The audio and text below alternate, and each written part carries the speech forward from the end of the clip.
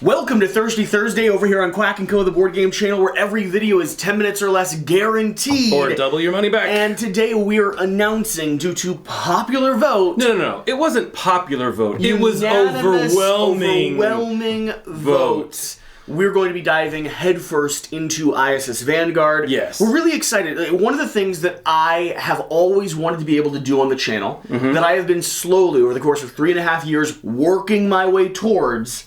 Hiring me is being able to Such a great play idea. campaign games and actually do more consistent coverage and longer term coverage on this genre of board game that I love so much. Yeah. And now, because this incredible table from Fantastic Design, yes, the Dresden board gaming table, we actually have a studio table that allows us to film on the top of it, like we have set up right now. Yep. And we have a bucket underneath where we can actually have a permanent campaign set up.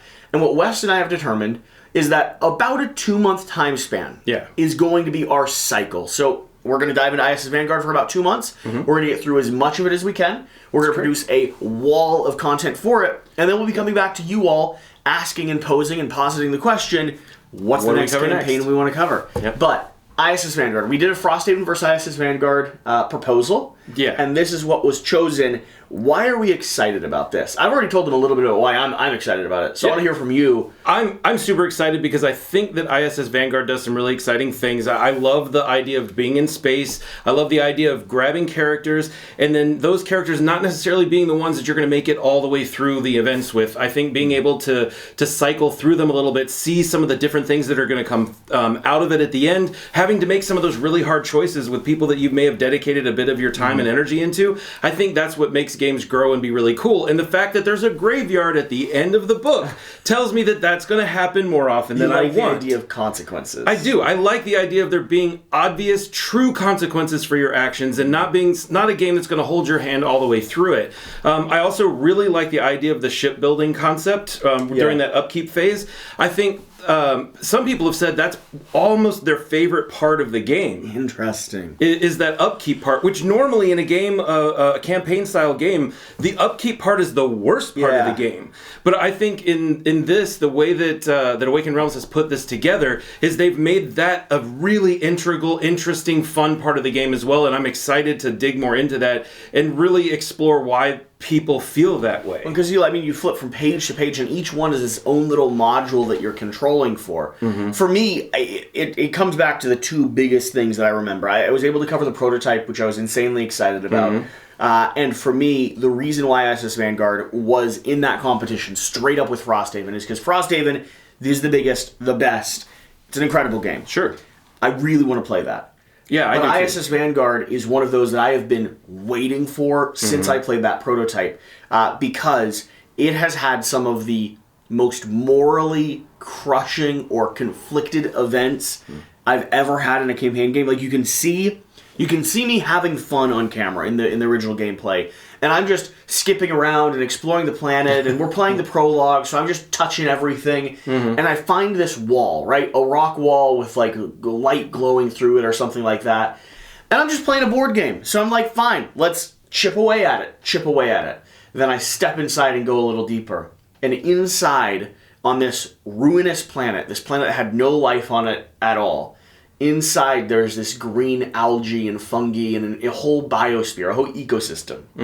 And you can see my expression go from, I'm just having fun playing a jovial game, to suddenly I have just stepped into this space, and the text starts describing the graying and the withering as the outside air goes into this. And you've now destroyed the entire ecosystem. Now wiped out. I have finished the extinction process for this protected biosphere. And I was just sitting there, and I wasn't putting on anything for the camera.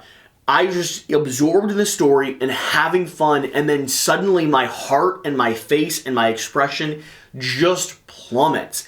And I'm sitting there looking at this game going, what did you just make me do?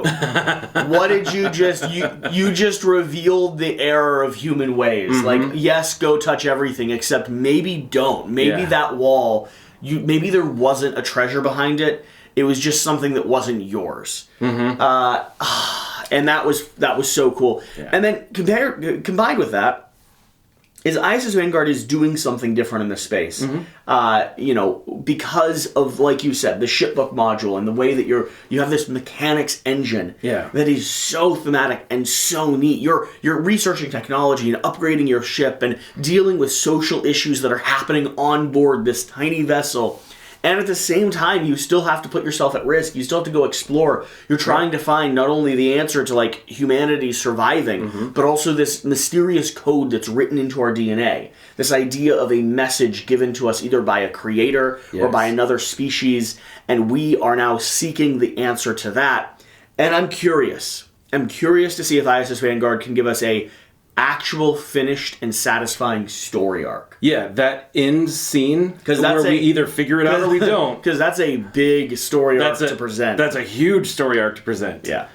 And I do agree with you. I think that's going to be interesting to see where we get there. And Awaken Realms has a great history. Their track record's fantastic. Not all their games are right for every single person, but I mean, I'm staring at Tainted Grail coming back into the cycle. It's one of my favorite campaign games of all time. The storytelling in that, I've seen, when I was talking about that, when I was happy about that and excited about that, for the record, maybe this should turn into a Flocking Friday here. I was excited about the writing and the lore and the storytelling of Tainted Grail. Right. And was expressing that to the audience. And there was a few people in the comments, a few might mean like half a dozen. It's not that much, but you remember it, right? Yeah. There's a few people in the comments that were like, the writing's subpar to be best. Go read this novel. Go read this book. Go do that. I'm like, what? Why take my joy away? I like this. I don't care. Maybe I'm not sophisticated, but I really have loved the world building and the store and the art and the lore that Awaken Realms has presented. And so we're stepping into this kind of Western-facing space game. It doesn't feel like it's all sci-fi. Yeah, it's exploration. It's discovery. Yeah, it's the Great Expansion, but in space. Yeah, and I think that is a very interesting concept to play with.